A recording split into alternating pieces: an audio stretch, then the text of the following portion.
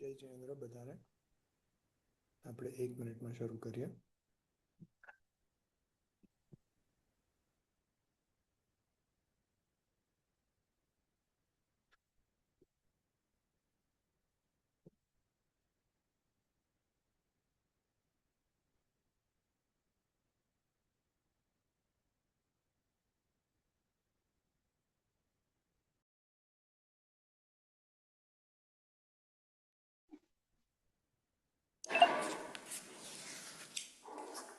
ચાલો, આઈ એમ sharing my screen અને મંગલાચરણ કરીએ.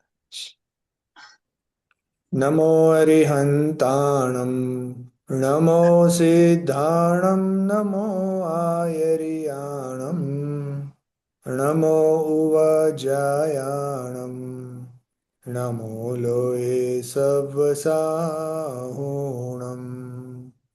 મંગલમ ભગવાન વીરો, મંગલમ ગૌતમો ગણી, મંગલમ કુંદ કુંદાર્યો, જૈન ધર્મોસ્તુ મંગલમ. મંગલમય મંગલકરણ વીતરાગ વિજ્ઞાન, નમો તાહિ જાતે ભયે હરિહંતાદિ મહાન. કરી મંગલ કરી હો મહા ગ્રંથ કરન કો કાજ, જાતે મિલે સમાજ સબ પાવે નિજ પદ રાજ. મોક્ષ માર્ગ પ્રકાશકના આધારે આપણે રહસ્યપૂર્ણ ચિઠ્ઠીની ચર્ચા કરી રહ્યા છે. રહસ્યપૂર્ણ ચિઠ્ઠીમાં ગઈકાલે આપણે સવિકલ્પથી નિર્વિકલ્પ દશા કેવી રીતના પ્રગટ થાય છે એનું એક વિધાન આપણે અહીંયાથી વાંચ્યું હતું. એમાં આપણે જોયું હતું કે કોઈ જીવ પહેલા તો બુદ્ધિપૂર્વક સર્વ વિકલ્પોનો ત્યાગ કરીને એકાંત સ્થાનમાં સ્થિર થઈને બહારના જેટલા પણ આપણા પરિણામ ચાલતા હોય, જે પ્રકારના આપણા ડિસ્ટ્રેક્શન્સ આદિ હોય છે, અથવા કોઈ પણ પ્રકારના એવા પુણ્ય પાપ આદિ ભાવોનો ત્યાગ કરીને એકાંત સ્થાનમાં શાંતિથી તત્વનો વિચાર કરવા જ્યારે બેસે છે, ત્યારે એ સ્વરૂપ ધ્યાન કરવાનો ઉદ્યમી થાય છે. ત્યાં સર્વપ્રથમ તો એને સ્વ પરનું ભેદ વિજ્ઞાન એ કરે છે. આપણે જોયું હતું કે આ બહિરંગ વિકલ્પોનો ત્યાગ કરવાનો ઉદ્યમી થાય એના માટે સામાયિક આદિ પાઠમાં પહેલા જિનેન્દ્ર ભગવાનની સ્તુતિ વંદન આદિ પ્રકારના અનુષ્ઠાન રચવામાં આવે છે, અને એના પછી એ જીવ સ્વરૂપના ચિંતન મનન પૂર્વક એ પ્રોસેસમાં આગળ વધે છે. તો એમાં એ સર્વપ્રથમ તો સ્વ પરનું ભેદ વિજ્ઞાન કરે છે. ત્યાં સ્વના કોઠામાં એ પોતાની જાતને એટલે કે શુદ્ધાત્માને મૂકે છે, અને પરના કોઠામાં જે નો કર્મ, ભાવ કર્મ અને એના જે પણ દ્રવ્ય કર્મ આદિ એ બધા જ પરિણામોને, બધા જ ભાવોને એ અન્ય બાજુ મૂકે છે, અને એનાથી પોતાને દૂર, એનાથી પોતાને ભિન્ન પાડીને હવે એ એક જે ત્રિકાળી આત્મા છે, જેને જ અહીંયા કહ્યું છે કે ભાવ રહિત કેવલ ચૈતન્ય ચમત્કાર માત્ર એવું પોતાનું સ્વરૂપ એના એને જાણે છે. મતલબ આવું મારું સ્વરૂપ છે એવો એ વિચાર કરે છે, એવું એ અનુભવ કરે, એના એવું એ વિચારે છે એમ. હવે જેમ જેમ એ તરફનો એનો વિચાર વધતો જાય છે, અને આ જે દ્રવ્ય કર્મ, ન કર્મ, ભાવ કર્મ આદિના વિકલ્પો એને છૂટતા જાય છે, તો છેવટે એક એવી ભૂમિકા આવે છે કે હવે આના વિચાર બી બંધ થઈ જાય, અને બસ હવે શુદ્ધાત્માના જ વિચાર એ જીવ કરે છે. એટલે બસ એકાંતે શુદ્ધાત્મા સ્વરૂપ આત્માનું જ ચિંતન મનન એ કરે છે. આ બધી ભૂમિકા હજી સવિકલ્પ દશાની છે. બરાબર. હવે એકાંતે એ શુદ્ધાત્મ સ્વરૂપનું ચિંતન કરે છે, ત્યારે પરનો વિચાર તો એને છૂટી જાય છે. કેવલ એક સ્વાત્મ વિચાર જ રહે છે. એ સ્વાત્મ વિચારમાં પણ પહેલા તો અનેક પ્રકારે એમાં રહેલા જે જુદા જુદા ગુણો છે એના ભેદપૂર્વક એનું ચિંતન ચાલે છે, કે મારામાં જ્ઞાન ગુણ છે, દર્શન ગુણ છે, ચારિત્ર ગુણ છે, મારામાં જીવત્વ શક્તિ, ચિતિ શક્તિ આદિ અનેક પ્રકારે એનું ચિંતન ચાલે છે. જેવી રીતના આપણે સવારના ચર્ચા કરી કે એ અનાદિ અનંત છે, અચલ છે, સ્વસંવેદ્યમાન છે, એ બધું જુદી જુદી રીતે એનું ચિંતન એ શુદ્ધાત્માનું ચાલે છે. એ જુદી જુદી રીતે જે ચિંતન ચાલે છે આને ભેદરૂપ ચિંતન કહેવાય છે. તો ભેદરૂપ ચિંતન કરવાથી આખી આત્માનો અનુભવ થઈ શકતો નથી. જ્યાં એક જેવી રીતના કોઈ પદાર્થમાં કોઈ એક રસનો વિચાર કરતા આખા પદાર્થનો સ્વાદ છૂટી જાય છે, એવી રીતના એક ગુણનો વિકલ્પ કરતા આખા આત્માનો સ્વાદ અનુભવ છૂટી જાય છે. તો પણ શરૂઆત એમ જ થાય છે.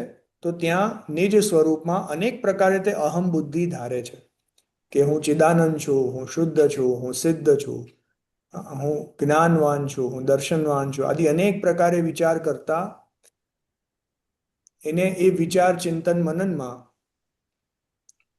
જો આપણે એક ગઈકાલે કે ક્યારેક તો આપણે વાત પણ જોઈ હતી કે એક બાજુ તો એ પોતાના જે ફિલિંગ છે, પોતાનું વેદન છે, આજે જે દર સમયે ચાલી રહ્યું છે એને મૂકે છે, અને બીજી બાજુ જે શુદ્ધાત્માનું સ્વરૂપ શાસ્ત્રોમાં કહ્યું છે એને મૂકીને એની સરખામણી કરતા કરતા આ જે પોતાનું વેદન છે એમાં આ ચિંતન ચાલવા લાગ્યું કે હું ચિદાનંદ છું, શુદ્ધ છું, સિદ્ધ છું, આદિ આદિ.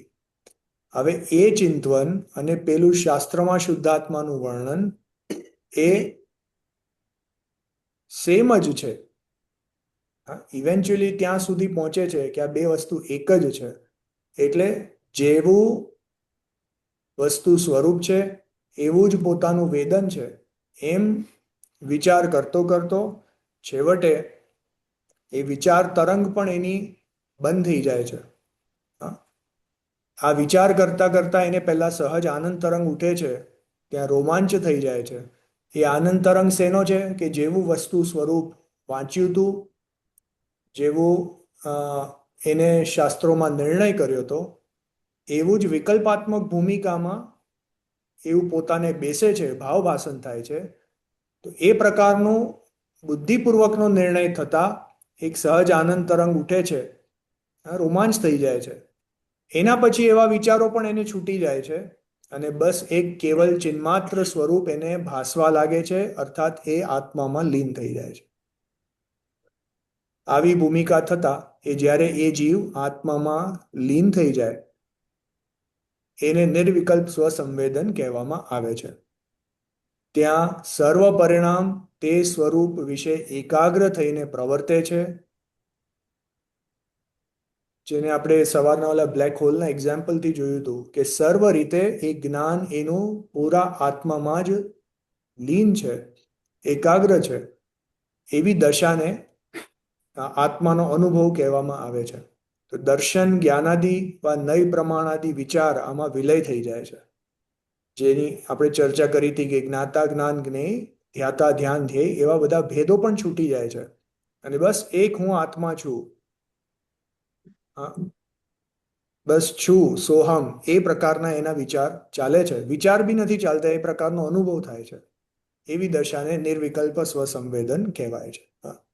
જો આ ભૂમિકા એવી છે કે એનું બહુ વર્ણન થઈ શકતું નથી. હવે એનો બસ વિચાર ચિંતન મનન કરીને એનું એક તો પેલા તર્ક બુદ્ધિથી અનુમાન કરી શકાય છે, અને એકવાર અનુમાન થયા પછી એ જીવ એના અનુભવનમાં એ પ્રવૃત્ત થઈ શકે છે. આ અનુભવ ગોચર વસ્તુ છે. શાસ્ત્રોમાં એવું કીધું છે, હવે ગુરુદેવશ્રીના પ્રવચનમાં આવે ખાસ કે ઘીનો સ્વાદ કેવો, તો કેવી રીતના વર્ણન કરો કે ઘીનો સ્વાદ એ ચાખીને અનુભવ કરી શકાય છે પણ શબ્દોમાં વર્ણવી શકાતો નથી. એવી જ રીતે આત્માનો અનુભવ કેવો છે તો એ અનુભવી શકાય છે, પણ એ શબ્દોમાં વર્ણન કરી શકાતો નથી. જો આ ફરીથી આપણે એક ભૂમિકા બાંધી, હવે આપણે આજે થોડું આગળ વધીશું. આજે નિર્વિકલ્પ સ્વસંવેદનની જે દશા છે એના વિશે જ ઘણા પ્રશ્નોત્તર અહીંયા પંડિતજી પોતે સ્વયં લેશે, એની આપણે થોડી ચર્ચા કરશું. પણ આમાં કોઈને કંઈ ક્વેશ્ચન હોય, કાંઈ વિશેષ ખુલાસો, કાંઈ પૂછવું હોય, કાંઈ પોતાના થોટ શેર કરવા હોય તો કરી શકો છો. હા બોલો ચંપાબેન, અનમ્યુટ કરો. સોરી, આજે આપણે હમણાં વાત કરી એ આ મિથ્યા દ્રશ્યની ભૂમિકાની વાત થાય છે ને, આપણે લાઈક હજી સમ્ય દર્શન ના થયું હોય એટલા માટે આપણે ટ્રાય કરીએ છીએ અંદર લીનતા કરવાની આત્મામાં. હવે એમ એક બે વાર ટ્રાય કરે છે, દર વખતે બે ત્રણ બીજા કોઈ આ વિદ્વાનો આવે એ પણ એવી રીતે કહી જાય છે. ઓકે, કન્ટિન્યુઅસ નથી રહેતું, પણ જ્યારે બેસીએ થોડીક વાર પછી પાછું અગેન બારમાં આવી જાય. ઓફકોર્સ આઈ અન્ડરસ્ટેન્ડ કે લાઈક અંદર રહી જાય તો લાઈક વધી જાય આગળ. સો મેઇન આની વારંવાર આ જ પ્રક્રિયા કરી રાખવાની એવી વાત થાય ને. હા, જો જેવી રીતના મેં ગઈકાલે કહ્યું હતું કે એક આપણે બુદ્ધિપૂર્વક એ કામ જાણે ધ્યાનમાં બેસી જવાથી એ કામ થતું નથી. કેમ કે બહારથી ભલે શારીરિક રીતે આપણે એક સ્થાનમાં સ્થિર થઈ ગયા, પણ માનસિકતાથી આપણો ઉપયોગ જે છે એ જ્યાં સુધી અંદરથી એવી શુદ્ધાત્માની રુચિ નથી ત્યાં સુધી એમાં લીન થવા માટે ઉપયોગ પ્રયત્નપૂર્વક પુરુષાર્થ કરતો નથી, એ ભમ્યા કરે છે. ખ્યાલ આવ્યો ને? એટલે સર્વપ્રથમ કાર્ય તો છે રુચિની પરિપક્વતા થવી, કે આપણને એ શુદ્ધાત્મામાં જ એટલો ઇન્ટરેસ્ટ, એમાં જ સુખ બુદ્ધિ હોય, બીજે ક્યાંય એને ગમે નહીં. બાકી સર્વ પદાર્થથી એને જાણે થાક લાગ્યો હોય. એ પ્રકારની એની બાહ્ય ભૂમિકા જ્યારે થાય ત્યારે અંતરંગના વિચાર, ચિંતન, મનન સ્વયં ઓટોમેટિકલી થયા કરે છે. અને એ સ્વયં ઓટોમેટિકલી થતા ચિંતન મનનની ભૂમિકામાં જ્યારે જીવ એના પ્રયાસપૂર્વક હવે અંદરમાં ઉતરવાનો પ્રયત્ન કરે છે, તો એને એ વિચાર બંધ થઈને આત્મામાં ડૂબીને અનુભવ કરી લે છે. એટલે જે આપે કહ્યું ને, બસ એ જ પ્રકારે પણ એમાં આપણી રુચિની પરિપક્વતા છે કે નહીં, એ સૌથી મહત્વનું ગોલ્ડ સ્ટાન્ડર્ડ છે. આમાં બેનશ્રીની તત્વ ચર્ચામાં ઘણી વાર આવે છે. એટલે આનું આપણે બેનશ્રીની તત્વ ચર્ચા સાંભળો તો ઘણો વિશેષ ખુલાસો એમાં થાય છે. જો ખાસ જેને હવે પોતાના આત્માના અનુભવના પ્રયાસ આદિ કરવા હોય તો અમુક બેનશ્રીની તત્વ ચર્ચા એવી છે જે વિડીયોમાં નથી, પણ એના ઓલા વર્ડ ટુ વર્ડ આદિ થઈ ગયા છે. એમાં શું નામ છે બુકનું? સ્વાનુભૂતિ દર્શન. એમાં તમે જોશો તો એક આત્માના અનુભવ વિશેની તત્વ ચર્ચાઓ, અને એનું આખું એક સંકલન છે. એ બધી તત્વ ચર્ચા ખૂબ સાંભળવા લાયક છે. ખ્યાલ આવ્યો ને? હા, એટલે આઈ વુડ હાઈલી રેકમેન્ડ એ બધી તત્વ ચર્ચાઓ સાંભળીને એમાંથી ઘણા આ જે આખો પ્રોસેસ છે એના વિશે આપણને ઘણા ખુલાસા ત્યાંથી થઈ શકે એમ છે.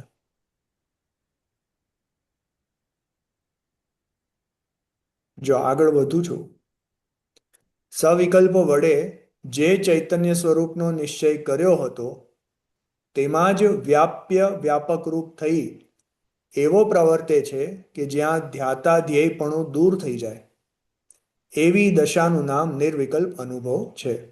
જેવી રીતના આપણે ચર્ચા કરી કે જો સવિકલ્પ દશામાં પહેલા શાસ્ત્ર અભ્યાસ આદિના માધ્યમથી જેવો શુદ્ધાત્મ સ્વરૂપનો નિર્ણય કર્યો હતો એવો જ શુદ્ધાત્મ સ્વરૂપનો હવે અંદરમાં વેદનપૂર્વક અનુભવ થાય છે. અને એ જ સમયે આ ધ્યાતા ધ્યેયપણું આદિ છૂટી જાય છે. ત્યાં વ્યાપક રૂપ થઈને, આનો શું મતલબ? જો કે એ શુદ્ધાત્મા એ વ્યાપ્ય છે અને વ્યાપક એ પર્યાય એ વ્યાપક છે. એક સિમ્પલ ભાષામાં જોઈએ કે સમજો આપણે કોઈ થાળી લીધી અને એ થાળીમાં આપણે થોડું પાણી નાખીએ તો એ પાણી થાળીમાં બધે ફેલાઈ જાય છે. તો ક્યાં સુધી ફેલાય છે?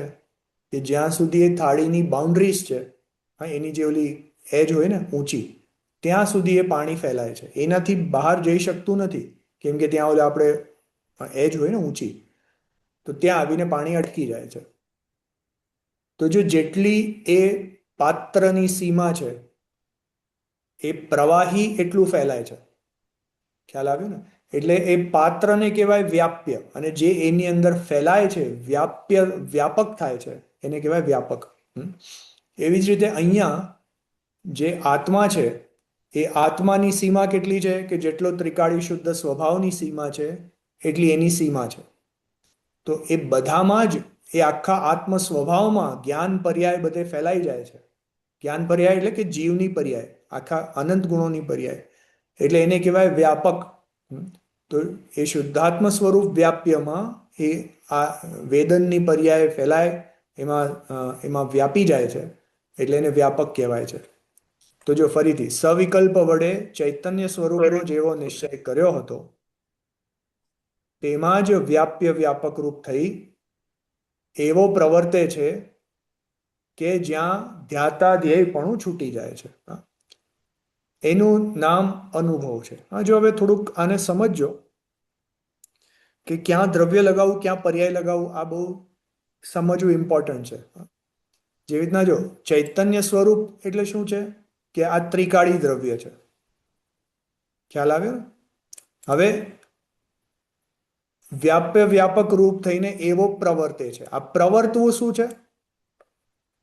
એ પર્યાય છે. પ્રવર્તવું પર્યાય છે. ત્યાં ધ્યાતા ધ્યેયપણું છૂટી જાય છે. બરાબર? આ સવિકલ્પતા શું છે? એ પણ પર્યાય છે. સવિકલ્પતા પર્યાય છે, પણ ચૈતન્ય સ્વરૂપ દ્રવ્ય છે. તો પર્યાયમાં દ્રવ્યનો નિશ્ચય થાય છે. ખ્યાલ આવ્યું કે નહીં? જો દ્રવ્ય તો જેવો છે ત્રિકાળ એવો જ છે, અને બીકોઝ એ ત્રિકાળ છે એમાં ત્રણેય કાળમાં કોઈ જ જાતના પરિણમન કે કંઈ થવાનું નથી. જે વસ્તુ પહેલા નહોતી થતી, જે આત્માનો અનુભવ પહેલા નહોતો થયો અને એ હવે થયો, એટલે એ તો પર્યાયમાં પરિણમન થયું. તો અનુભવ ક્યાં થયો? કે પર્યાયમાં થયો. નિર્વિકલ્પતા ક્યાં થઈ? પર્યાયમાં થઈ. ધ્યાતા ધ્યેયપણું ક્યાં છૂટી ગયું? કે પર્યાયમાં છૂટી ગયું. ખ્યાલ આવ્યો ને?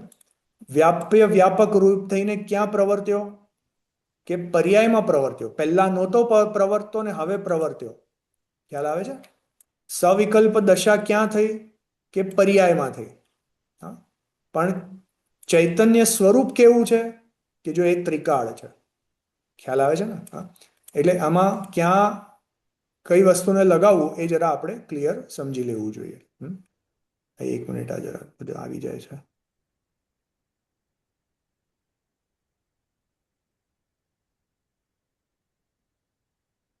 Okay, now that disappeared.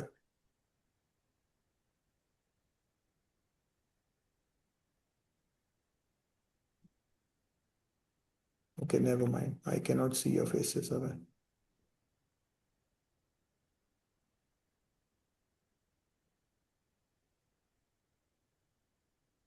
ચાલો જવા દો. ઓકે, સો એની ચર્ચા આપણે કરી. ઓકે, જો ફરીથી હવે એવી દશાનું નામ નિર્વિકલ્પ અનુભવ છે. જો આગળ મોટા ગ્રંથોમાં એમ જ કહ્યું છે. આ મોટા નય ગ્રંથ આદિ છે. જો નયના ઘણા બધા ગ્રંથો છે, નય ચક્રના. એમાંથી આ કયો નય ગ્રંથ છે એ ખબર નથી, લખ્યું નથી, પણ હશે કંઈક. તો જો તચ્ચાણે સણકાલે સમયમ બુજ્જેહી જુત્તિમજ્ઞેણ ણો આરાહણ સમયે પચ્ચખો અણુહવ્વો જમ્હા. અર્થ તત્વના અવલોકન એટલે કે અન્વેષણ સમયે અર્થાત શુદ્ધાત્માને યુક્તિ અર્થાત નય પ્રમાણાદિ વડે પહેલા જાણે. ખ્યાલ આવ્યું? સૌથી પહેલા શું કરે છે કે શુદ્ધાત્માને યુક્તિથી જાણે છે, નય પ્રમાણ આદિથી જાણે છે. જે આપણે 68 નંબરની ગાથામાં જોયું ને કે આ જે પદાર્થને રાગને યુક્તિથી નક્કી કરે છે કે આત્મામાં નથી, રાગને આગમથી નક્કી કરે છે કે આત્મામાં નથી, અને જ્ઞાની ધર્માત્માઓના અનુભવથી, એટલે એ તો કોઈ અન્યના ઉપદેશ દ્વારા. એમ અહીંયા આ જીવ નક્કી કરે છે તો યુક્તિથી નક્કી કરે છે અને નય પ્રમાણાદિથી નક્કી કરે છે. કોને નક્કી કરે છે? કે શુદ્ધાત્માનું સ્વરૂપ કેવું છે એ નક્કી કરે છે. જો ત્યાં 68મી ગાથામાં નાસ્તિથી વર્ણન છે કે રાગાદિ આત્મામાં નથી, અહીંયા અસ્થિથી વર્ણન છે કે આવું આત્માનું સ્વરૂપ છે. ખ્યાલ આવે? વસ્તુ એક જ થઈ ગઈ. તો જો તત્વના અન્વેષણ સમયે અર્થાત શુદ્ધાત્માને યુક્તિ અર્થાત નય પ્રમાણ વડે પહેલા જાણે, પછી આરાધન સમય જે અનુભવ કાળ છે તેમાં નય પ્રમાણ છે નહીં, કારણ કે તે પ્રત્યક્ષ અનુભવ છે. કે પહેલા તો સવિકલ્પ દશામાં એનો નિર્ણય કરી લીધો હતો. હવે એ સવિકલ્પથી નિર્વિકલ્પ જાય છે, જે આ ઉપર આખો પ્રોસેસ કીધો. તો જ્યારે નિર્વિકલ્પતા થાય છે એ અનુભવ કાળ, અનુભવ કાળ કહો કે આરાધન સમય કહો, એક જ વસ્તુ છે. ખ્યાલ આવે ને? જો મેં તમને કહ્યું ને કે એ જે આત્માના અનુભવની ક્ષણ છે ને એને શાસ્ત્રોમાં ઘણા ઘણા નામથી વર્ણન કરવામાં આવે છે. એટલે અહીંયા જે કીધું છે ને આરાધન સમય, એ આરાધન સમય કહો અથવા શુદ્ધાત્માનો અનુભવ કહો, એક જ વસ્તુ છે. ખ્યાલ આવે ને? તો પછી અનુભવ સમય, અરે આરાધન સમય જે અનુભવ કાળ છે તેમાં નય પ્રમાણ છે નહીં. હવે નય અને પ્રમાણ જાતના વિકલ્પો ત્યાં રહેતા નથી. હવે જેને નય પ્રમાણ ખબર છે એના માટે ઈઝી છે. જે ન ખબર હોય તો એમ સમજો ને કે એ જાતના વિકલ્પો રહેતા નથી. હવે એનું શું ડિટેલ છે પછી જોશું ક્યારેક. તો જો એવા નય પ્રમાણ આદિરૂપ વિકલ્પો રહેતા નથી, કારણ કે એ પ્રત્યક્ષ અનુભવ છે. જો જેમ રત્નની ખરીદ વખતે અનેક વિકલ્પ કરે છે. આપણે ઘરેણાં જોવા જઈએ, રત્નો આદિ જોવા જઈએ તો ત્યારે ડિઝાઇન બી જોઈએ, વજન જોઈએ, એનું ઘાટ ઘડામણ જોઈએ, કેવું શાઇન આદિ છે, ઘણું બધું જોઈએ. સામે જોઈએ મજૂરી કેટલી લગાવી છે, એને પ્યોરિટી કેટલી છે, કેટલા તોલા છે, આદિ બધું બધું અલગ અલગ રીતે આપણે ચકાસીએ ને ત્યારે તો ઘણા અનેક વિકલ્પ કરે. પણ જ્યારે તે રત્ન પ્રત્યક્ષ પહેરવામાં આવે ત્યારે વિકલ્પ હોતો નથી. એકવાર ખરીદી લીધો અને હવે જ્યારે પહેરવાનો છે ત્યારે હવે એ બધા વિકલ્પો રહેતા નથી. હવે તો એનો પહેરવાનો આનંદ છે, પહેરવાનું જ સુખ છે. એ પ્રમાણે સવિકલ્પ દ્વારા નિર્વિકલ્પ અનુભવ થાય છે. અને આપણે જો બીજી રીતે પણ વિચાર કરી શકીએ કે ક્યારેક આપણે કોઈ જમવાની રેસીપી બનાવતા હોય તો ત્યારે તો અનેક વિકલ્પ કરીએ. કે કયો સામાન જોશે, કેટલી ક્વોન્ટિટીમાં જોશે. હવે એને કંઈ શેકવાનું હોય કે તળવાનું હોય તો કેટલો આકરો કરવો, કેટલો એને માઇલ્ડ રાખવું, એ બધા વિકલ્પ કરીએ. ટેમ્પરેચર કેટલું હોવું જોઈએ, ગરમ સર્વ કરવું કે ઠંડુ સર્વ કરવું, આ બધું વિચાર કરીએ. હવે જ્યારે ખાવા બેસીએ છીએ ત્યારે બધું સાઈડ પર રહી જાય છે અને ફક્ત એનો સ્વાદ લઈએ છીએ.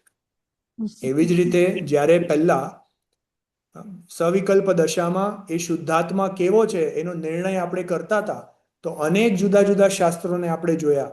એમાં કયા કયા ગુણો છે, કઈ કઈ પર્યાયો એમાં નથી, રાગાદી એમાં નથી, એ જાતના જુદા જુદા વિકલ્પો ભેદ પ્રભેદ આદિથી આપણે આ શુદ્ધાત્માને સમજ્યા. હવે જ્યારે એના અનુભવ વખતે બધા વિકલ્પો સાઈડ પર રહી જાય છે ને આ હું છું, બસ એટલો જ એને ત્યાં આ આનંદનું વેદન છે, ભાષણ છે ત્યાં એમ. તો એ પ્રમાણે સવિકલ્પ દ્વારા નિર્વિકલ્પ અનુભવ થાય છે. આગળ જો વળી જે જ્ઞાન પાંચ ઇન્દ્રિય અને છઠ્ઠા મન દ્વારા પ્રવર્તતું હતું, જે જ્ઞાન પહેલા પાંચ ઇન્દ્રિયો દ્વારા બહિર્મુખી બહાર હતું, એ બધે પ્રવર્તતું હતું, તે જ્ઞાન સર્વ બાજુથી સમેટાઈ, બધેથી સમેટાઈને આ નિર્વિકલ્પ અનુભવમાં કેવળ સ્વસન્મુખ થયું. ખ્યાલ આવે છે ને?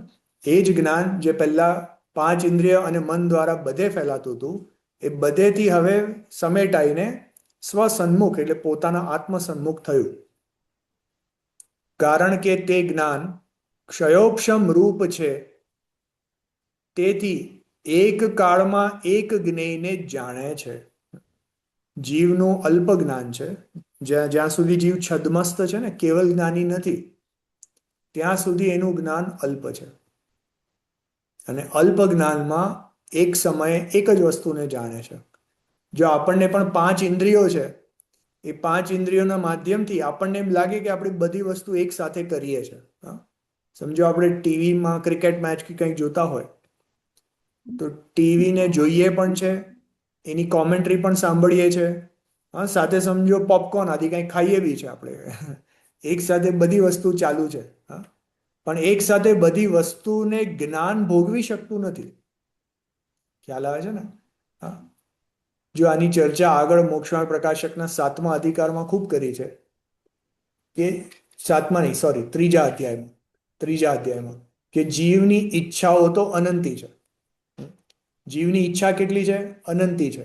એટલે એને એક સાથે બધા જ ભોગ ભોગવવા છે. હવે એ આપણે મનુષ્ય પર્યાયમાં હમણાં આપણને કમ્પેરેટિવલી ભોગોની અધિકતા છે. તિર્યન ચાદીમાં ભોગ હતા જ નહીં આપણી પાસે એટલા. આપણી પાસે એટલી વસ્તુઓ હતી જ નહીં. હવે ભોગોની અધિકતા છે. તો અધિકતા છે તો બધું એક સાથે ભોગવવાની કોશિશ કરીએ છીએ. એટલે જ આપણને સામે ઓલું ટીવી બી જોઈએ ને મ્યુઝિક બી જોઈએ ને આ બી જોઈએ ને ઓલું બી જોઈએ, બધું એક સાથે જોઈએ છે. પણ તો એ જ્ઞાનની શક્તિ તો જેટલી છે એટલી જ છે ને, એ એક સાથે બધું ભોગવી શકતું નથી. આપણે જો વિચાર કરીએ ને, ઘણી વાર આપણે ઓલું વોક કરવા કે એક્સરસાઇઝ કરવા જઈએ, તો સાથે કાનમાં પેલા ભૂંગળા બી લગાવીએ, અને પાર્કમાં આપણે વોક બી કરીએ છીએ, ઓલી સુગંધ બી લઈએ છીએ, ઓલું જે વાતાવરણની એમ કહે ને કે ઠંડી હવા ને બધું એને ફીલ બી કરીએ છીએ. તો આપણને બધું જ એક સાથે કરવું છે. ઈચ્છા તો બધી છે, પણ એક સાથે બધા જ વિષયોમાં જીવનું જ્ઞાન એને જોડાતું નથી. તો કેવી રીતના થાય કે એક ઇન્દ્રિયનું પહેલા જ્ઞાન થાય, પછી બીજીનું થાય, પછી ત્રીજીનું થાય, પછી ચોથીનું થાય, અને એટલું ફાસ્ટ ફરે છે કે આપણને એવું લાગે છે કે બધું એક સાથે થાય છે. હવે જો આ પાંચેય ઇન્દ્રિયના જ્ઞાન કરવામાં પણ કોઈ ક્રમ નથી. તો સમજો પહેલા ચક્ષુ ઇન્દ્રિયથી જુએ છે, પછી સાંભળે છે, પછી પાછું જુએ છે, પાછું સાંભળે છે, વળી પાછું એમાં કંઈક ઠંડી હવાનો અનુભવ કરે છે. બધું આવું ફરતું ફરતું ફરતું ચાલ્યા કરે છે. ખ્યાલ આવે છે ને? તો આવી રીતે જીવનું આ જ્ઞાન એ નિરંતર પાંચ ઇન્દ્રિયોના માધ્યમથી બહિર્મુખ થઈ રહ્યું છે. તો એ બહિર્મુખ થતું જ્ઞાન ત્યાંથી બધેથી સમેટાઈને બસ કેવલ એક સ્વસન્મુખ થાય, તો એ નિર્વિકલ્પ અનુભવ છે. ખ્યાલ આવે ને? કારણ કે ક્વેશ્ચન છે, ચાલો, જો કારણ કે તે જ્ઞાન ક્ષયોક્ષમ રૂપ છે, તેથી એક કાળમાં એક જ્ઞેયને જ જાણે છે. તે જ્ઞાન સ્વરૂપ જાણવાને પ્રવર્ત્યું ત્યારે અન્યને જાણવાનું સહેજ જ બંધ થઈ ગયું. ખ્યાલ આવે છે ને? એ જ્ઞાન જ્યારે આપણે સ્વરૂપ સન્મુખ થયું, સ્વસન્મુખ થયું, ત્યારે અન્યને જાણવાનું સહજ જ બંધ થઈ ગયું.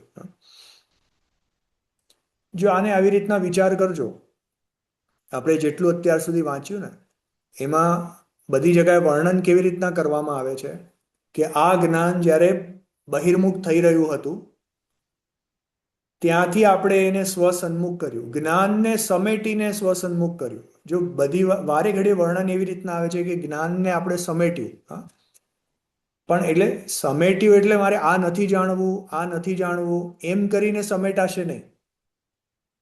ખ્યાલ આવે છે ને? કેવી રીતના જ્ઞાન સમેટાશે બધેથી? કે બસ એક શુદ્ધાત્માનું જ્ઞાન કરવામાં જીવને એટલો બધો રસ આવી જાય, તો એનું જ વિચાર ચિંતન મનન કરે તો બીજું બધું ઓટોમેટિકલી બંધ થઈ જાય છે. જેવી રીતના જો જેણે અનુભવ કર્યો હોય, આપણે જ્યારે કોઈ પ્રસંગ હોય ને, 10 લક્ષણ છે કે આઠમ ચૌદસ છે, અષ્ટાનિકા આદિ કોઈ પર્વ હોય, તો સમજો એ દિવસે આપણે ઉપવાસ કર્યો. જેણે જેણે ઉપવાસ કર્યો હશે ને એને ખબર હશે, કે સમજો આપણે ઉપવાસ કર્યો.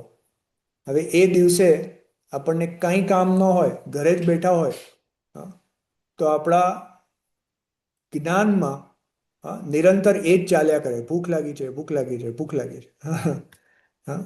ઉપવાસ કર્યો છે પણ જ્ઞાનને બીજો કોઈ વિષય નથી, એટલે નિરંતર એ જ ચાલ્યા કરે છે. હવે એની બદલે સમજો આપણે કોઈ સમજો વિધાન પૂજન આદિ કંઈક છે મંદિરમાં, અથવા કોઈ પ્રસંગ છે, આપણે કોઈ જાત્રાએ ગયા છે, કંઈક કરવા ગયા છે, અને આપણું જ્ઞાન એમાં અટવાયેલું હોય, તો એ દિવસે આપણને એ જ્યાં સુધી અટવાયેલું છે ત્યાં સુધી એ ભૂખનો વિચાર બી નથી આવતો. એવું થાય કે નહીં?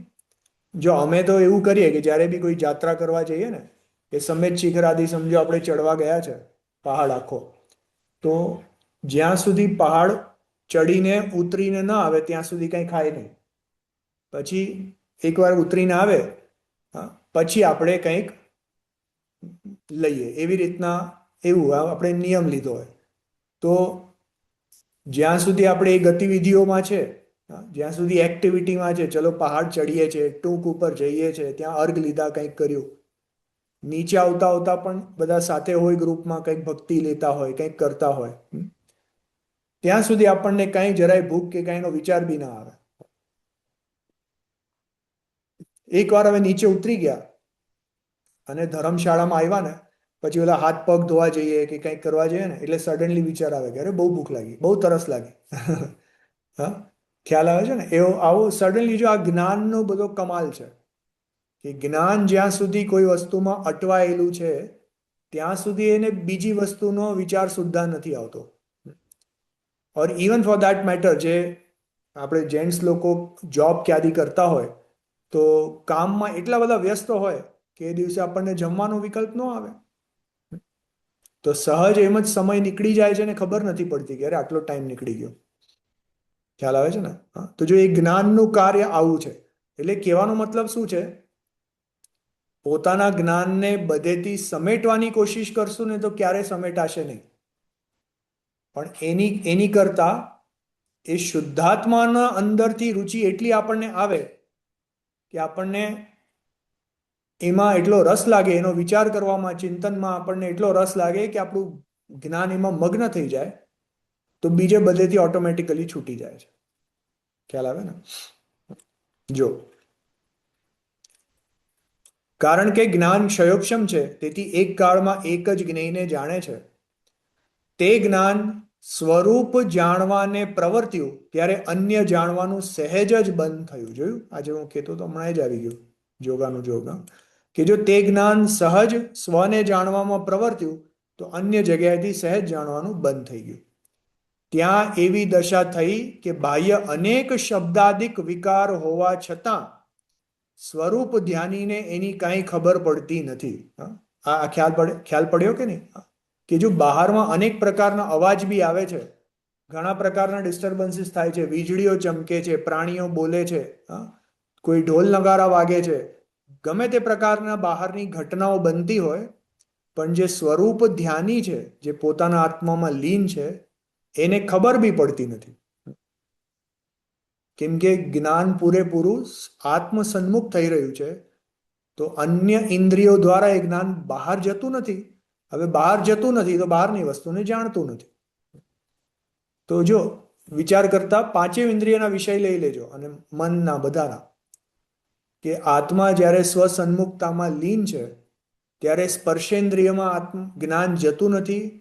તો બહાર વર્ષા આદિ થતી હોય તો એનું પણ જ્ઞાન થતું નથી. અથવા સમજો કે ચક્ષુ ઇન્દ્રિય પણ સ્વસન્મુખ એટલે નાસાગ્ર દ્રષ્ટિ છે તો બહારમાં જે પણ કાંઈ વિષયો ચાલી રહ્યા છે એના ઉપર દ્રષ્ટિ જતી નથી. કર્ણેન્દ્રિય પણ એના પર જતી નથી. ઘ્રાણેન્દ્રિયથી એવી પ્રકારની સ્મેલ આદિ કંઈ આવતી નથી. ખ્યાલ આવ્યો કે નહીં? અને શું રહી ગયું? રસનેન્દ્રિયમાં ઓફકોર્સ કંઈ છે નહીં કેમ કે કંઈ ખાધું નથી એ સમયે.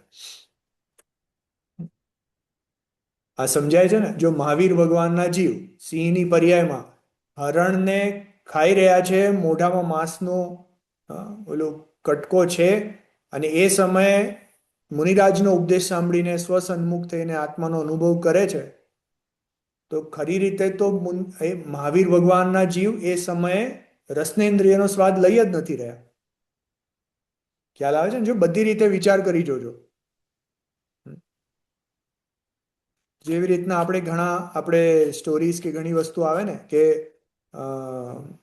જે અકંપન આદિ 700 મુનિરાજ હતા, અથવા સમજો કે ગતસુકુમાર મુનિરાજ હતા, એમના માથા ઉપર સગડી મૂકી અને અંગારાઓ ઉપર બળે છે, અને ગતસુકુમાર મુનિરાજ પોતાના આત્મામાં લીન થઈને શ્રેણી માંડીને તો કેવલ જ્ઞાન પ્રગટાવીને મોક્ષે ચાલ્યા ગયા. હવે જો ઉપસર્ગ તો આપણે બહારથી જોઈએ ને ત્યારે આપણને લાગે છે કે મુનિરાજ પર ઉપસર્ગ થઈ રહ્યો છે, પણ ખરી રીતે મુનિરાજ તો પોતાના આત્મામાં લીન છે તો એમને તો પેલું સ્પર્શેન્દ્રિયનું જ્ઞાન બી નથી થતું. ખ્યાલ આવે છે ને? કે એમના ઉપર અહીંયા અંગારા જલે છે તો એમનું તો એ તરફ ધ્યાન જ નથી. તો એટલી સુંદર આ સ્વરૂપ ધ્યાનની દશા છે કે આપણને બહારથી લાગે કે અરે બિચારા મુનિરાજને કેટલી તકલીફ થતી હશે, પણ મુનિરાજ તો અંદર આત્માના આનંદમાં એવા ઝૂલે છે કે એમને ખ્યાલ જ નથી પડતો. તો જો બાહ્ય અનેક પ્રકારના શબ્દાદિક વિકાર હોવા છતાં પણ સ્વરૂપ ધ્યાનીને તેની કાંઈ ખબર પડતી નથી. એ પ્રમાણે મતિ જ્ઞાન પણ સ્વસન્મુખ થયું. વળી નયાદિકના વિકારો મટવાથી શુદ્ધ જ્ઞાન પણ સ્વસન્મુખ થયું. જો એ સમયે મતિ જ્ઞાન પણ સ્વસન્મુખ છે અને શુદ્ધ જ્ઞાન પણ સ્વસન્મુખ છે. જો થોડુંક આપણે મતિ જ્ઞાન ને શુદ્ધ જ્ઞાનમાં શું ફરક છે એ સમજી લઈએ. 5 ઇન્દ્રિય અને મનના દ્વારા જે વસ્તુનું જાણવું થયું તે તો મતિ જ્ઞાન છે. જેવી રીતના સમજો કે આ માઉસ છે, તો માઉસને મેં જોયું અને કેવા કલરનું છે, કેવો શેપ છે, એનું એક સાધારણ જ્ઞાન મને થયું. એટલું ચક્ષુ ઇન્દ્રિયનું જ્ઞાન, એટલું તો મતિ જ્ઞાન છે. એના પછી જે એના વિશેના વિચાર ચાલે છે, કે સમજો કે આવું જ માઉસ મારા ઘરે બી છે, એમ જે વિચાર ચાલ્યો કે આ વસ્તુને જોઈને કોઈ અન્ય વસ્તુનો વિચાર આવ્યો, મારા ઘરના માઉસનો વિચાર આવ્યો, તો એને શુદ્ધ જ્ઞાન કહેવાય છે. અથવા આપણે કમ્પેરિઝનમાં લાગી જઈએ ને કે અરે આના કરતાં મારો માઉસનો કલર થોડો ફેડ છે, થોડું વજન ઓછું છે, વોટેવર, એ પ્રકારના જે પણ કંઈ હવે આગળના વિચારો લંબાય છે એ બધું શુદ્ધ જ્ઞાન છે. બરાબર? તો અહીંયા શું થયું? જે સમયે જ્ઞાન સ્વસન્મુખ થયું, જો પહેલા તો સ્વસન્મુખતામાં આપણે જે 5 લબ્ધિ હતી એની એક કન્ડિશન આપણે જોઈ હતી કે સાકાર જ્ઞાનોપયોગ હોવો જોઈએ. એમાં જ એ 5 લબ્ધિપૂર્વક સમ્યક દર્શન થઈ શકે છે. એટલે ખરી રીતે સમ્યક દર્શન વખતે મતિ જ્ઞાન નથી હોતું, ત્યારે શુદ્ધ જ્ઞાનથી થાય છે. ખ્યાલ આવે? એટલે એને ભાવશુદ્ધ જ્ઞાન કહેવાય છે. પણ પછી તો બદલાઈ શકે ને પાછું. પણ હવે જો મતિ જ્ઞાન પણ ત્યાં ઇન્દ્રિયનું પણ કામ નથી, કેમ કે ઇન્દ્રિયથી આત્મા જણાતો નથી. અને ત્યાં મનનું પણ કામ નથી, કેમ કે મનથી બી આત્મા જણાતો નથી.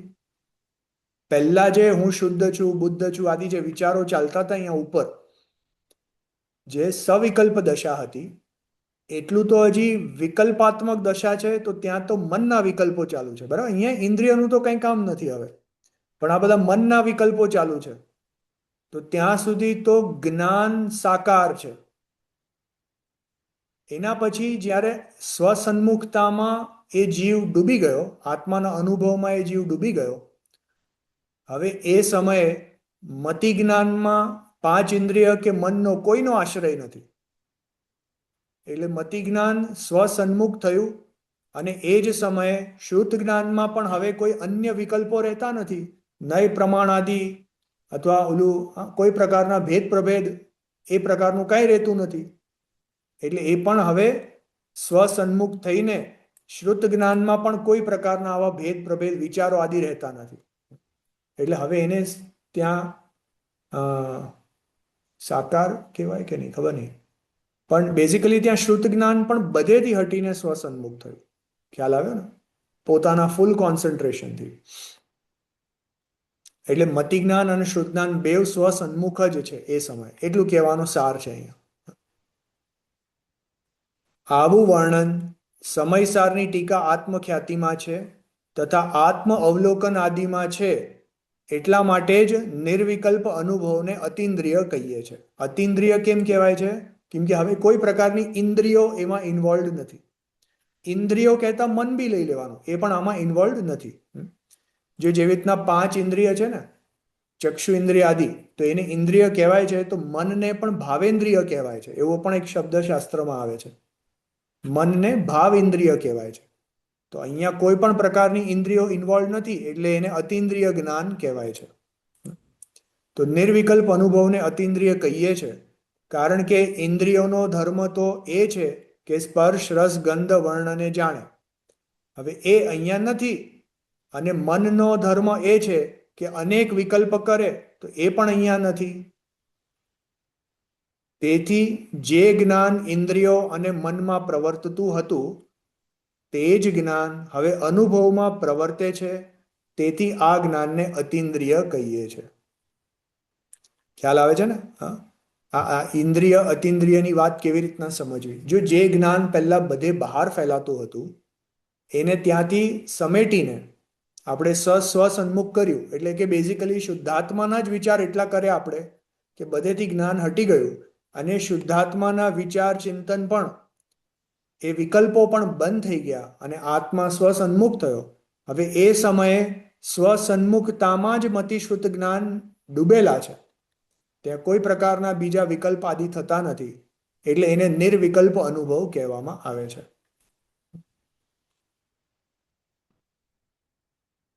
જો ફરીથી આ એક ક્લેરિટી કરીએ કે જો આપણે ગઈકાલે કે 2 દિવસ પહેલા એક વાત કરી હતી કે વિકલ્પ જે છે એ જ્ઞાનના વિકલ્પ પણ હોઈ શકે છે અને ચારિત્રના વિકલ્પ પણ હોઈ શકે છે. બરાબર. આપણે જે અહીંયા વારે ઘડીએ વાત કરીએ છીએ કે જ્ઞાન બધેથી સમેટાઈને આત્મામાં લીન થયું માટે હવે નિર્વિકલ્પ કહેવાય છે, તો એ સેન્ટેન્સ એક્ઝેક્ટલી બરાબર નથી. અહીંયા બે વસ્તુને આપણે જોડી દઈએ છીએ કે પહેલા તો જ્ઞાનની વાત કરીએ છીએ. જ્ઞાન બધેથી સમેટાઈને આત્મસન્મુખ થયું. બરાબર. પણ ત્યાં જ્ઞાનના જે આપણે કહીએ છીએ ને કે પાછળથી વિકલ્પો બંધ થઈ ગયા અને આત્મામાં લીન થયો. બરાબર. તો વિકલ્પો બંધ થયા એટલે કઈ જ્ઞાનનું જાણવું બંધ થતું નથી. ખ્યાલ આવે ને? જ્ઞાન બધેથી સમેટાઈને સ્વસન્મુખ થયું. હવે એ જ્ઞાન તો સ્વસન્મુખતાને જાણ્યા જ કરશે, જાણ્યા જ કરશે, જાણ્યા જ કરશે. પણ જ્યારે જ્ઞાન બધે હતું, જ્ઞાન બહિર્મુખી હતું, તો જ્યાં જ્યાં જ્ઞાન છે ત્યાં ત્યાં જીવને એના વિશે રાગ દ્વેષ ભાવ થયા વગર રહેતા નથી મિથ્યાત્વ દશામાં. ખ્યાલ આવે ને? તો જેવી રીતના આ માઉસને હું જાણતો હતો, તો જો મારું આવું માઉસ છે એમ કહેતા પેલું મારું છે આ મારું નથી, પેલું સારું છે આ સારું નથી, કે આ સારું છે પેલું સારું નથી, એ પ્રકારના વિકલ્પ આપણા જ્ઞાનમાં ચાલ્યા આપણા પરિણામમાં ચાલ્યા કરતા હોય છે. એને રાગદ્વેષ ભાવ કહેવાય છે. તો જ્યારે જ્ઞાન પરસન્મુખ હતું ત્યારે ત્યાં રાગાદી ભાવો પણ ચાલ્યા જ કરતા હોય છે. હવે જ્યારે જ્ઞાન ત્યાંથી હટીને સ્વસન્મુખ થયું તો શુદ્ધાત્માના અનુભવનમાં એને ત્યાં કોઈ રાગાદી ભાવ થતા નથી, માટે એમ કહેવાય છે કે ત્યાં વિકલ્પો પણ બંધ થઈ ગયા અને આત્મા નિર્વિકલ્પ થયો. ખ્યાલ આવે છે ને? એટલે બે વસ્તુને એક સાથે હું વાત કરતો હતો ત્યાં, તો ત્યાં આપણે છૂટું પાડીને જ્ઞાનનું કાર્ય શું ને ચારિત્રનું કાર્ય શું એ જરા સમજી લેવું જોઈએ. આ ખ્યાલમાં આવ્યો કે નહીં? જો થોડો સૂક્ષ્મ પોઈન્ટ છે, આઈ હોપ તમને ક્લિયર થયો હોય.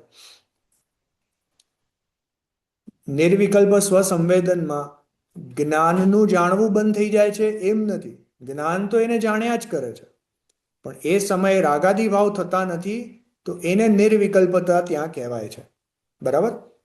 તો એ રીતે અહીંયા આત્મા અનુભવન વખતે જ્ઞાનથી અતિન્દ્રિય થયો, એને અતિન્દ્રિય જ્ઞાન કહીએ છીએ. વળી આ સ્વાનુભવને મન દ્વારા થયો એમ પણ કહીએ છીએ, કેમ કે આ અનુભવમાં મતિશ્રુત જ્ઞાન જ છે, અન્ય કોઈ જ્ઞાન નથી. જો આની ચર્ચા થોડીક લાંબી છે અને આપણે ફરીથી કાલે કરશું. એક હિન્ટ તમને આપી દઉં કે જો મતિશ્રુત જ્ઞાન એને પરોક્ષ જ્ઞાન કહેવાય છે, કેમ કે ઇન્દ્રિય અને મનના માધ્યમથી પદાર્થોને જાણે છે. બરાબર. હવે આ આત્માના અનુભવ વખતે ઇન્દ્રિયનું તો કામ જ નથી, અને આપણે કહ્યું કે મનના વિચાર એટલે મનના જે વિકલ્પો હતા એ પણ અટકી ગયા. જે મન દ્વારા અહીંયા આવ્યું ને, ત્યાં ઇન્દ્રિયો તો ધર્મ છે જ નહીં, કેમ કે સ્પર્શગંધ રસગંધ વર્ણને જાણે છે, અને મનનો ધર્મ અનેક વિકલ્પ કરે છે, તો ત્યાં હવે વિકલ્પ પણ નથી. તો એ સમયે ઇન્દ્રિય અને મનનું બેવનું કાર્ય નથી. તો ખરી રીતે વિચાર કરીએ તો મતિશ્રુત જ્ઞાનમાં ઇન્દ્રિય અને મનનું જે નિમિત્ત હોય છે એ સ્વાનુભવ વખતે નિમિત્ત રહેતું નથી, માટે એ જ્ઞાનને પ્રત્યક્ષ જ્ઞાન પણ કહેવાય છે. પણ મતિશ્રુત જ્ઞાન વખતે સાવ પ્રત્યક્ષ પણ થઈ જતું નથી, કે જેવું અવધિ મન પર્યાયને કેવળ જ્ઞાન પ્રત્યક્ષ છે એવું. તો આને પ્રત્યક્ષ સમજવું કે પરોક્ષ સમજવું, આની થોડીક ચર્ચા આગળ ઇન્ટરેસ્ટિંગ છે. તો આગળ અહીંયા પંડિતજી પોતે જ પ્રત્યક્ષ પરોક્ષના પ્રશ્નો લઈને વાત કરશે, એની ચર્ચા આપણે આગળ કાલે કરશું. જો આજે આપણે જરાક એ અતિન્દ્રિય આનંદનો અનુભવ કેવો હોય છે અને એ સમયે જ્ઞાન શ્રદ્ધા ચારિત્રની વાત એની કેવી ભૂમિકા હોય છે એની ચર્ચા આપણે કરી. કોઈને કાંઈ ક્વેશ્ચન હોય તો પૂછી શકો છો.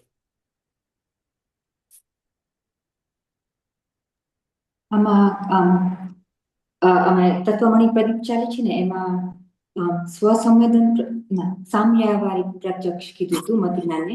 પછી જયારે અનુભવ થાય છે ત્યારે સ્વાનુભવ પ્રત્યક્ષ કીધું હતું. પણ મારે પાછું ચેક કરવું પડશે. આઈ કાન્ટ રિમેમ્બર ક્લિયરલી એવી રીતે હતું કે કેવી રીતે. નહીં, ધેટ ઇઝ ટ્રુ. જો મતિ જ્ઞાન જે છે એ આમ તો પરોક્ષ જ્ઞાન છે, બરાબર. પણ એ પરોક્ષ જ્ઞાન એટલે કે ઇન્દ્રિય અને મનના માધ્યમથી થાય છે, એટલે એને પરોક્ષ કહેવાય છે. હવે અહીંયા આ જે માઉસ છે એને હું જોઉં છું, તો કેવી રીતના જોઉં છું? હા, તો જો આ તત્વાર્થ મણિ પ્રદીપ નહીં પણ સર્વાર્થ સિદ્ધિ જે ટીકા છે આચાર્ય પૂજ્યપાદ સ્વામીની તત્વાર્થ સૂત્ર પર, એમાં 3 જાતના પરોક્ષ કીધા છે. એક છે એને કીધું અત્યંત પરોક્ષ. હા, એકને કીધું અત્યંત પરોક્ષ. પછી એકને કીધું ખાલી પરોક્ષ. એકને કીધું અત્યંત પરોક્ષ, એકને કીધું પરોક્ષ, અને ત્રીજો ભેદ કીધો સામ વ્યવહારિક પ્રત્યક્ષ. ખ્યાલ આવે ને? હા, નામ તો આપ્યું છે સામ વ્યવહારિક પ્રત્યક્ષ, નામ આપ્યું છે પ્રત્યક્ષ, પણ ભેદ કોનો કીધો? કે પરોક્ષ જ્ઞાનનો ભેદ કીધો. હવે એમાં કેવી રીતના સમજવું? હા, જેવી રીતના જો કે આપણે કોર્ટ ઓફ લોમાં જઈએ ને, કોર્ટમાં કોઈની ગવાહી આપવી હોય, હા, તો તમને પૂછે કે કોઈ ચશ્મદીદ ગવાહ છે કે નહીં. એનો મતલબ કે કોઈએ પ્રત્યક્ષ વસ્તુ જોઈ છે કે નહીં. જેણે સાક્ષાત વસ્તુ જોઈ હોય, જેવી રીતના આપણે જોઈ રહ્યા છે, તો એને કહેવાય સામ વ્યવહારિક પ્રત્યક્ષ. મતલબ કે વ્યવહારમાં લૌકિક વાતોમાં જેને પ્રત્યક્ષ જોયેલું કહેવાય, કે એ ઘટના મેં મારી આંખોથી જોઈ, એવી વાતોને સામ વ્યવહારિક પ્રત્યક્ષ કહેવાય છે. ખ્યાલ આવે ને? અને જેવી રીતના સમજો આપણે જોઈ ન હોય પણ સાંભળી હોય ઘટના, કે તમે કંઈક વસ્તુ જોઈ અને તમે મને આવીને ડિસ્ક્રાઇબ કર્યું, એટલે મેં તમારા મોઢેથી સાંભળી. તો એ ઘટનાને મને ખબર કેવી રીતના પડી? કે તમારા માધ્યમથી ખબર પડી. તો એને પરોક્ષ જ્ઞાન કહેવાય છે, બરાબર. અને ત્રીજું છે અત્યંત પરોક્ષ, કે સમજો કે અમેરિકામાં કંઈક થઈ ગયું હોય, જે વાતો દૂર દૂરથી ફેલાઈને આવી હોય, અથવા સમજો કે ભૂતકાળમાં 2000 વર્ષ પહેલા આમ થયું હતું, ભવિષ્યકાળમાં અથવા દૂરવર્તી ક્ષેત્રમાં આમ થશે, એવું ઘણું દૂરનું વસ્તુ હોય તો એને કહેવાય અત્યંત પરોક્ષ. ખ્યાલ આવે? આ તો 3 ભેદ થયા મતિ જ્ઞાનના, જે પરોક્ષ જ્ઞાનના. હવે જે તમે બીજું કહ્યું કે સ્વાનુભવ વખતે એ જ મતિ જ્ઞાનને અનુભવ પ્રત્યક્ષ જ્ઞાન કહેવાય છે. હવે અનુભવ પ્રત્યક્ષ કેમ કહેવાય છે એની ચર્ચા આપણે કરશું, હજી નીચે બહુ વિસ્તારથી આવશે આ જ ચિઠ્ઠીમાં. પણ એને શોર્ટમાં આન્સર લઈ લઈએ કે જો જેવી રીતના આપણે કોઈ આંધળો વ્યક્તિ હોય, એ આંધળા વ્યક્તિને તમે કોઈ મીઠાઈ ખવડાવો તો એને સ્વાદ કેવો આવે? એને તો સ્વાદ એવો જ આવે કે જેટલો જે જોઈ રહ્યો છે એ વ્યક્તિને સ્વાદ આવે. એટલે એને કહેવાય કે અનુભવથી એને પ્રત્યક્ષ કર્યું છે. એ આંધળા વ્યક્તિએ મીઠાઈ જોઈ નથી, એટલે એને ખબર નથી કે કેવી દેખાય છે, પણ એણે એનો સ્વાદ લીધો છે અને એનાથી એણે પ્રત્યક્ષ કર્યું છે. ખ્યાલ આવે છે ને? એટલે એમ સમજો કે આપણે આંધળા વ્યક્તિ છે, આપણે આત્માને જોઈ શકતા નથી. જેવું કેવલ જ્ઞાની ભગવાન એક એક પ્રદેશને જોઈ શકે છે, તો એમને કહેવાય છે પ્રદેશ પ્રત્યક્ષ જ્ઞાન. આપણું જ્ઞાન કેવું છે કે આપણે આત્માનો અનુભવ કરશું, એટલે અનુભવ પ્રત્યક્ષ જ્ઞાન કહેવાય છે. એ અનુભવ પ્રત્યક્ષ ખરેખર છે તો પરોક્ષ જ. જેવી રીતના પેલો સામ વ્યવહારિક પ્રત્યક્ષ એ પરોક્ષ જ્ઞાનનો ભેદ છે, એવી રીતના અનુભવ પ્રત્યક્ષ પણ પરોક્ષ જ્ઞાનનો ભેદ છે. પણ તો પણ એ અનુભવથી ડાયરેક્ટ જણાય છે, માટે એને અનુભવ પ્રત્યક્ષ જ્ઞાન કીધું છે. એની ચર્ચા કરશું આપણે ખૂબ વિસ્તારથી, નીચે આવશે.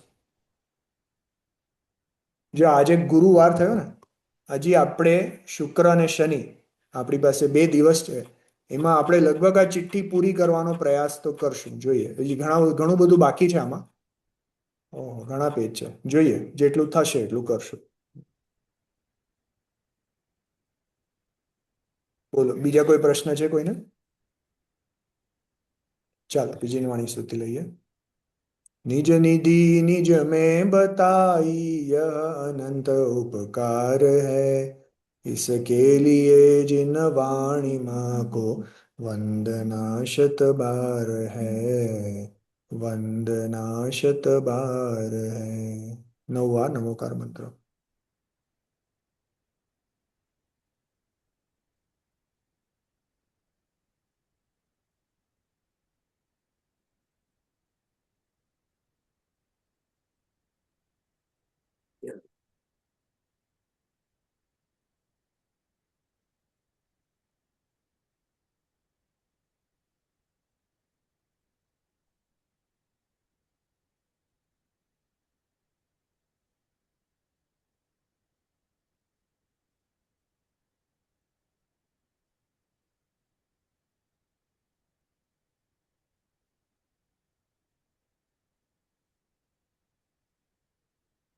દ્વાદશાંગી જીનવાણી માતનો જય હો.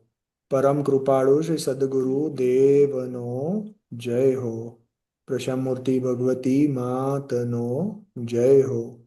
સત્ય સનાતન દિગંબર જૈન ધર્મનો જય હો. જય જિનેન્દ્ર બધાને.